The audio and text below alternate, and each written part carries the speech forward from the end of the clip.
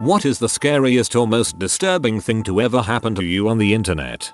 One day I hear a scream downstairs, so I run down and my mother is sitting there with her hands covering her face and the family laptop, at the time, on the floor. I asked her what happened. She proceeds to tell me that while she was perusing one of her ghost watching webcam websites, she went to minimize the window and the face of Reagan from The Exorcist popped up and screamed at her. Unfortunately for her, this is her worst fear. Nothing scares her more than that face. I tell her, well, it was probably something on the site. It was all about ghosts and crap, so it wouldn't surprise me. Nope, I was wrong. Around a week later I hear the same scream. The same crash of the laptop hitting the ground and run down. Same thing. Reagan face. Screamer. I asked her if she was on the same website and she said no. She was on IMDb, minimized the window and it popped out. So I figured then it was some sort of virus that had a chance of popping up when you minimize a window, as it also happened when she went to minimize the ghost website window. Did a few virus scans, had a couple of results and it never happened again. And she also stopped going to those filthy websites. I had a guy impersonating me all over the fricking internet for years. Started when I was 15 and last I saw of it was when I was 19. Honestly, I just quit looking. The creepy part is that this was an adult white dude and he would send pics of me, a not adult not white girl, to people and have these obscenely coquettish conversations with them. As a teenager I didn't get it, but now I'm thinking he likely had some kind of sissy fetish and was really getting off on pretending to be a little girl and being treated like one. One time, when I was younger, about 2008 or 2009, I was on Steam and I got a message from someone I had played with, telling me that they wanted me to be their child, that they'd buy me anything I wanted. I later got a message from her husband, telling me that they hadn't been able to have kids and they wanted me as their child. At first I assumed it was a joke and ignored it, but the messages kept coming. They kept asking, pleading and insisting. They said they could meet me to pick me up anywhere in the country, and that they'd do anything I wanted. I never did find out if they were trolling. I was on vacation in Las Vegas several years ago, and while there, my friend I was with had a stroke while we were walking off the monorail platform. He collapsed and almost died. He had to have emergency surgery and will never be the same. When I got home, I started a donation thread on one of the sports message boards I read and help run to try to help him and his family out. Several people were very generous and donated, but one guy in particular was in butthole and was calling me out for asking strangers to donate to a stranger. I took it fairly personal since it was a close friend this had happened to, but at the same time, either donate or don't say something. Being in butthole isn't going to help. Well, one of the other users decided to be in butthole back to the guy and told him, I hope you have a stroke and die. It turns out, about a month later, the guy that was being in butthole lived alone and had a stroke and died. It was a real WTF moment. Not me, but my girlfriend rejected a guy on a website who was 19 years old. She was only 14, and he found out a whole bunch of things about her and threatened to kill her brother, who he went to school with, and threatened to break into her house. My girlfriend told her dad and they got the cops involved. All they did was put a restraining order on him, but luckily he didn't bother her anymore. I was hanging out in a forum I helped moderate, and one of our shithead users, whom I'd tangled with more than once because, well, they're a shithead, and their crony thought it would be funny to take pictures off my Facebook and start posting them randomly, then commenting on my looks. Also, the crony posted my photo to his profile with a creepy message about thinking I'm pretty. Then they went into the whole "it was just a joke, it's her fault for not having her FB privacy settings tight enough" song and dance when the admin came down on them. Back around 1999 I used to sell software out of my apartment, sort of a side job to my boring office life. I had this really rudimentary computer, nothing fancy, but it got the job done. I used to spend hours and hours just browsing the net, looking for cool links, surfing the web, that sort of thing. Anyway, one night I fell asleep at the desk, like just full on conked out next to the keyboard. I had my headphones on, so I shouldn't have been able to hear anything from the computer, but I heard a message pop up and I woke. I got a few lines of text from somewhere, looked like DOS prompt, so I thought maybe my PC screwed up. I couldn't even escape out of it. Freaked me out. I went out to a club later and this woman approached me. She called me by my net handle. No one knows my net handle. It was her who was in my computer earlier. She said she knew the truth, and I asked what truth that was. She leaned in close and whispered to me, "This is the plot of The Matrix. Use a serious tag next time OP." I pegged this as soon as I read software out of the apartment because that movie is the only instance of physical software piracy involving mini discs that I've ever heard of. When I was about 12 I had just started playing RuneScape. This was my first time playing an online game, so I didn't really know people would try to mess with me. I randomly started getting private messages from a player I had never met in the game telling me full paragraphs about how he is the son of Satan and something about his eyes being black, and how when I go to sleep at night his father will consume my soul. Was pretty terrifying for a sheltered kid, haha. Didn't play much RuneScape after that. I remember I once had uncut rubies and didn't know how to refine them. I asked how and someone said that if I gave him the rubies he'd refine them for me. I realized right after I did it how freaking dumb I was.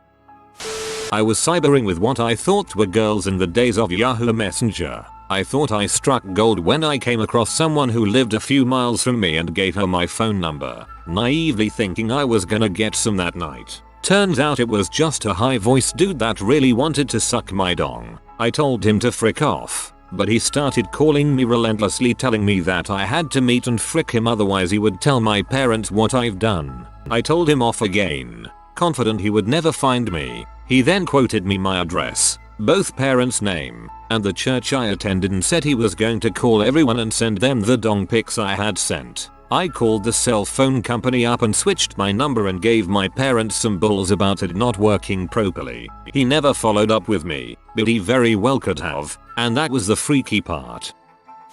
I had a girl I knew quite well impersonate me in the early days of the internet, completely down to my handwriting which she'd used to prove things and near identical grammar and spelling to mine. She used pictures etc that she'd take for innocent reasons and then use it to prove it was really me. She made up some bizarre alternate story about me using real snippets from my life intermingled with something truly bizarre to make me look like a raging sociopath to anyone who read it. She and her friends secretly hated me. This was in the days when forums were a big deal and people from all over would read your personal threads. I didn't find out for years. When finally she got found out, then went and shut down my real accounts to make it look like I was being busted for faking. I have a new last name now for other reasons. If you Google my old one, it'll all come up in text-only archives of the pretty much defunct site. I saw her on an ad as a before model about a year ago and thought that served her right.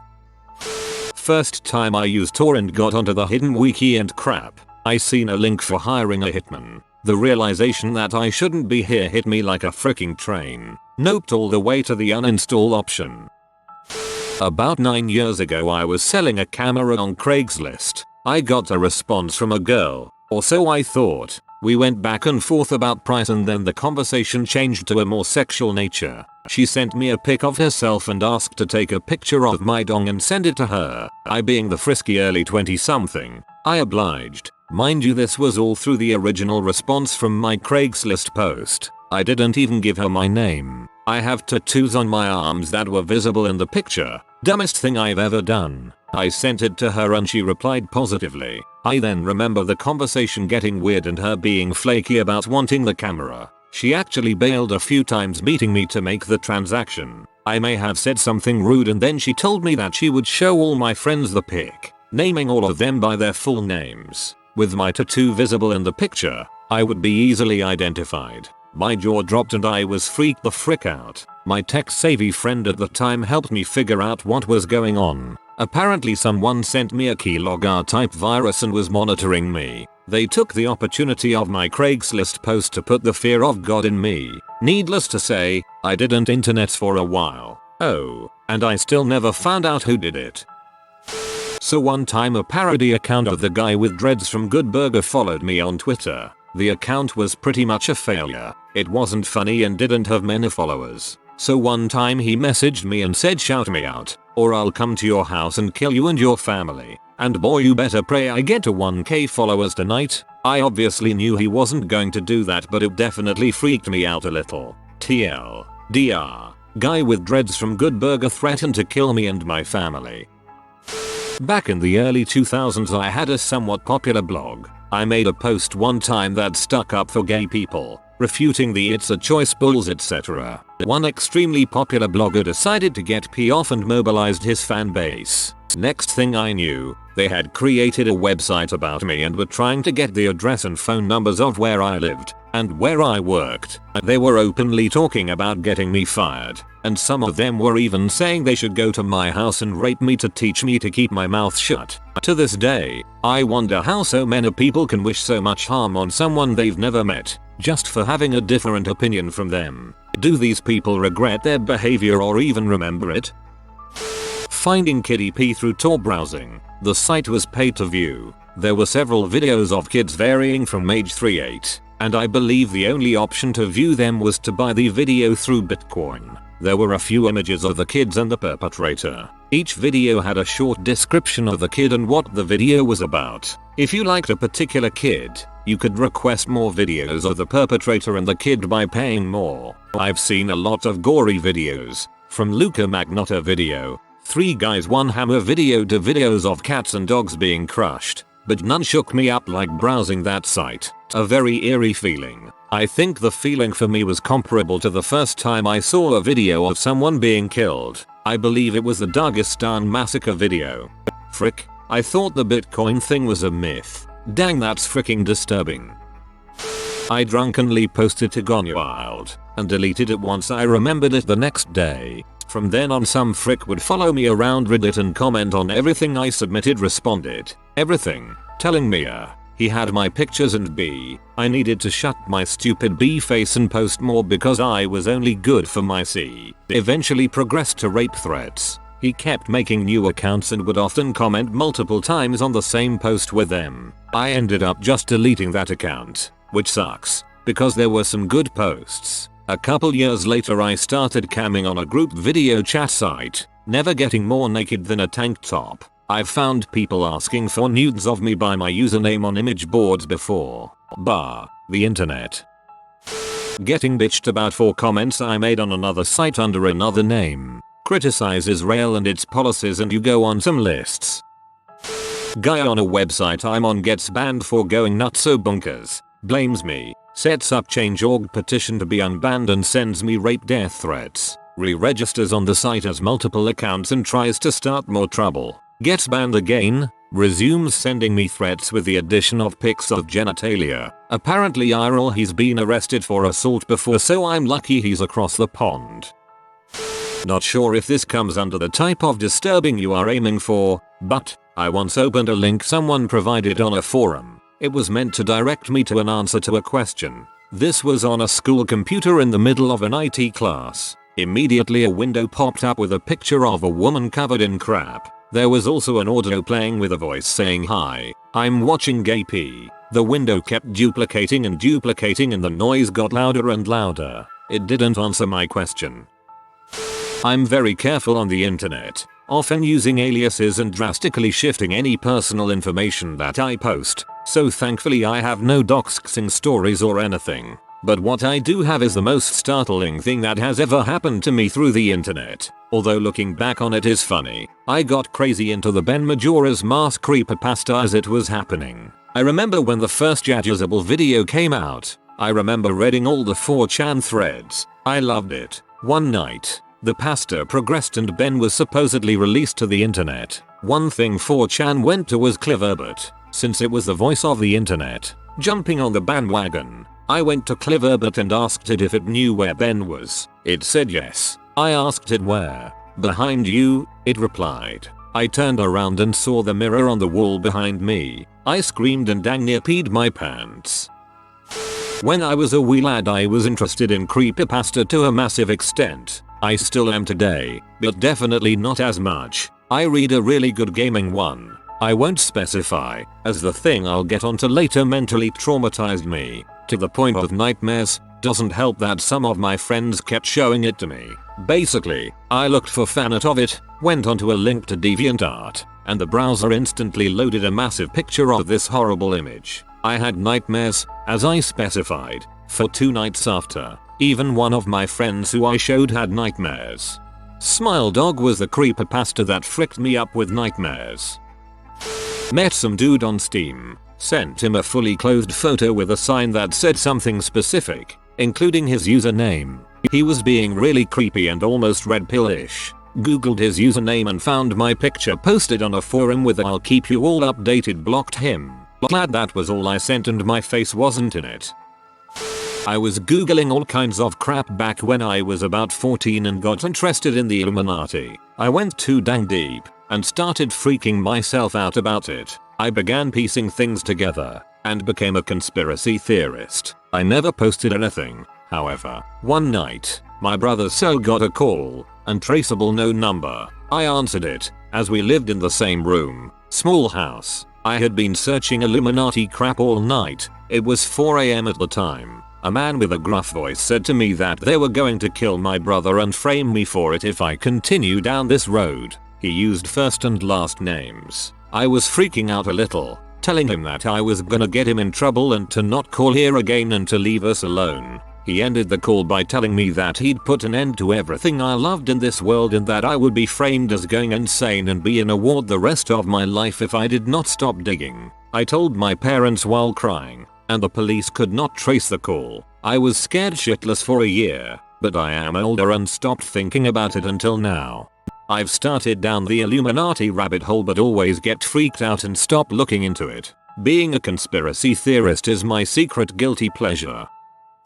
Last year, I broke up with my boyfriend. He'd set up my home network, configured the router, all that. He works in IT. Good guy. We just didn't work together. And he was upset about the breakup. My parents went on vacation in February, and I was home all alone for 2 weeks. I'd gotten a couple texts from my ex. He said he was having a hard time getting over me. He was upset about something I posted on Reddit. I didn't even know he was still looking at my Reddit activity. So, me, short, weak girl, home alone. First, I noticed the front door was unlocked. I hadn't unlocked it at all since my parents had left. I went in and out through the garage. That was easily explained. I'd had some people over, and they went out on the porch to smoke. Second, I found a bag of my ex's stuff in my room. I was totally baffled, since the bag was in a pretty conspicuous location. It was all stuff he'd never brought over.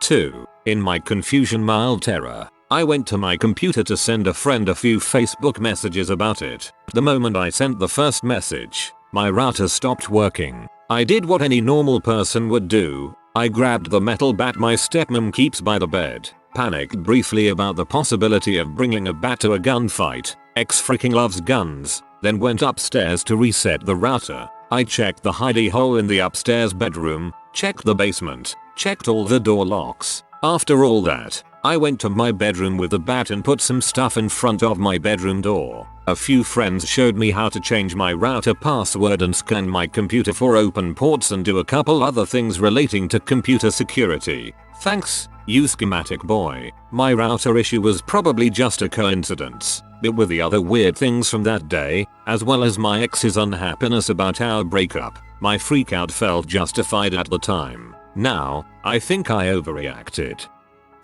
When YouTube first started out, a 10-year-old me decided to post videos of myself blowing huge bubbles with bubblegum, because, why not? A few weeks later and this guy named Mark kept mailing me, found my MySpace and Bebo accounts and was really freaking me out. He got me on MSN and tried to make webcam contact and ask for numbers and pics. Thankfully, I realized there was something weird happening, deleted all my accounts and stopped going on the internet until I was a bit older.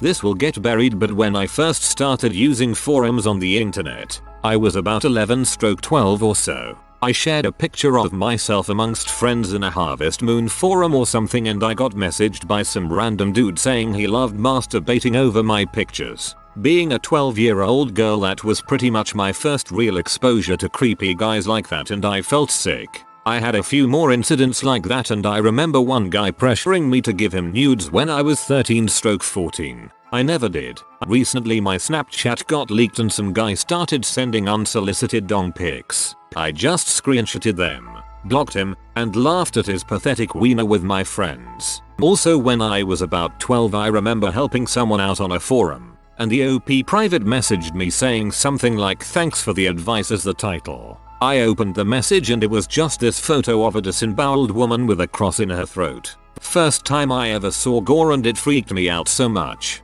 Nowadays, I don't open PMs anymore because of the amount of gore and dead hedgehogs people send. Sorry to everyone who has sent a nice picture that I never replied to. Someone wanted me to come online early in my morning, way different time zones, to talk. During the conversation his typing became erratic, so I asked what was going on. He was trying to gas himself in his garage and I managed to talk him out of it. After that I was so shaken I started to avoid him online. As far as I know he's still doing okay. Still check up on him sometimes. Back in the 90s I had AOL.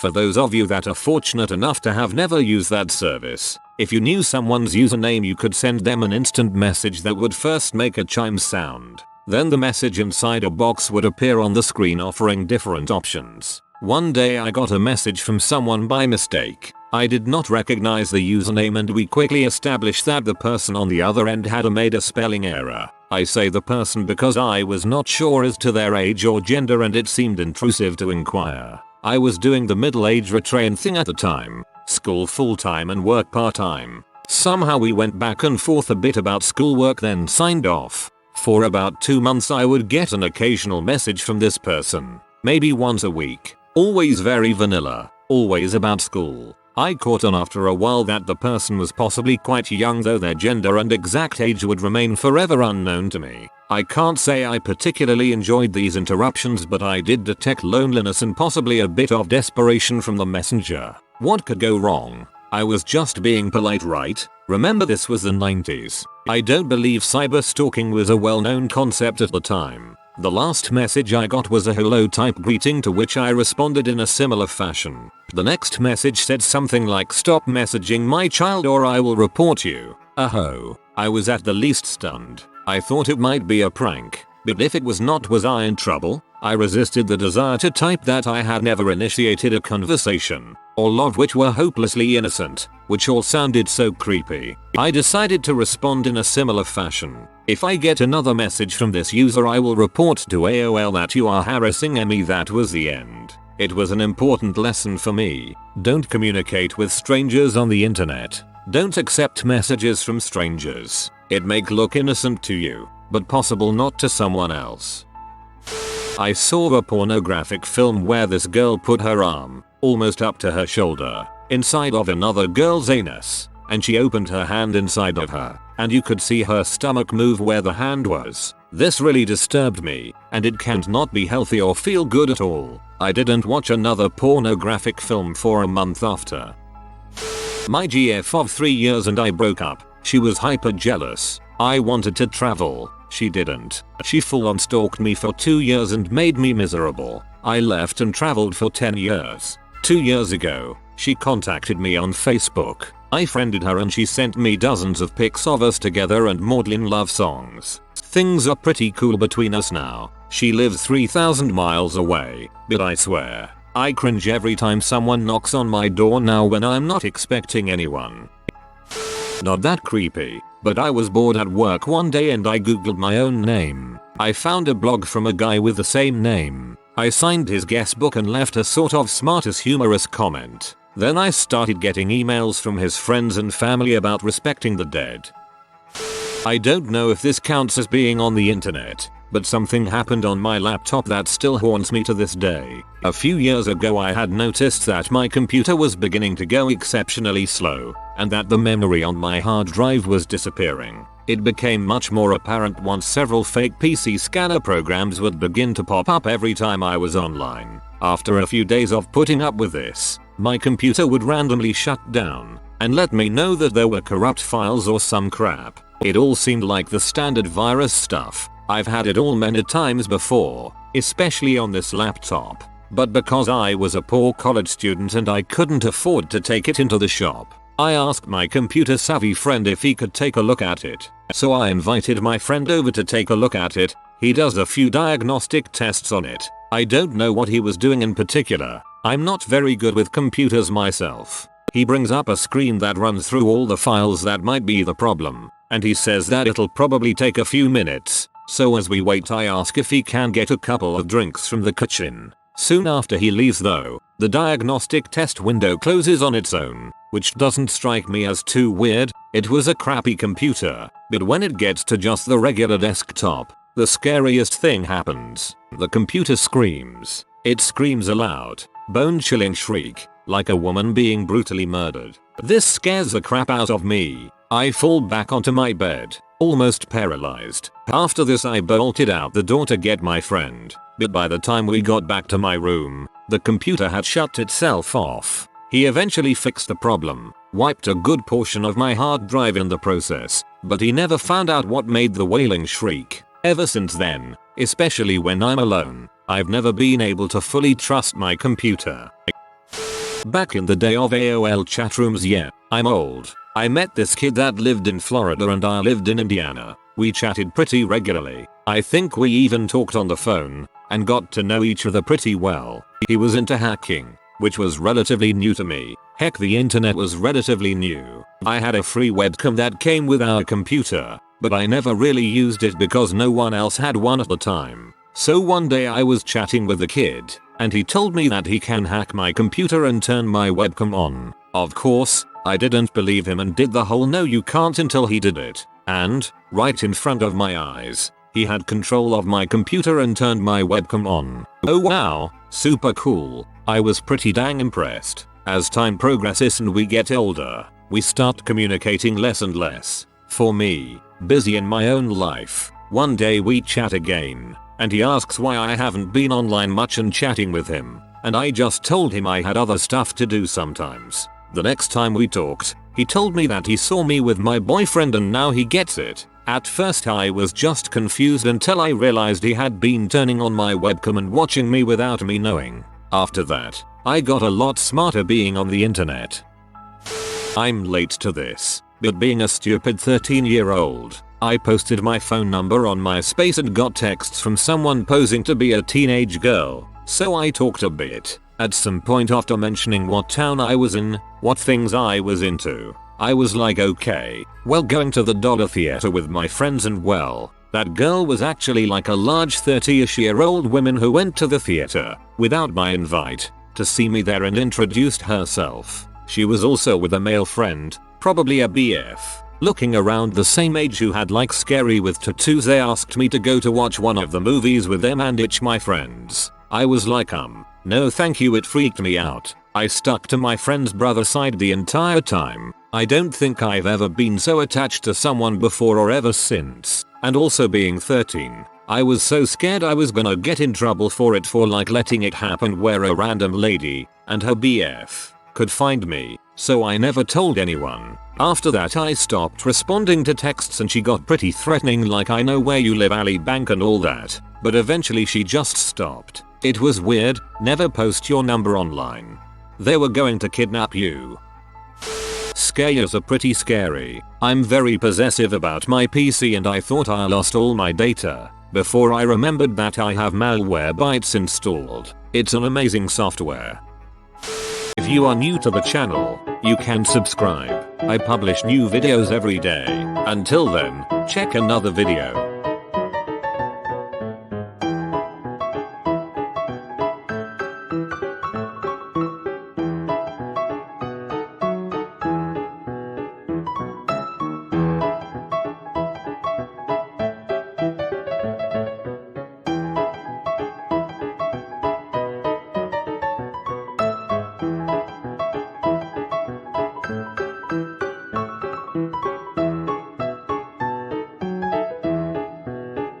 Bye for now.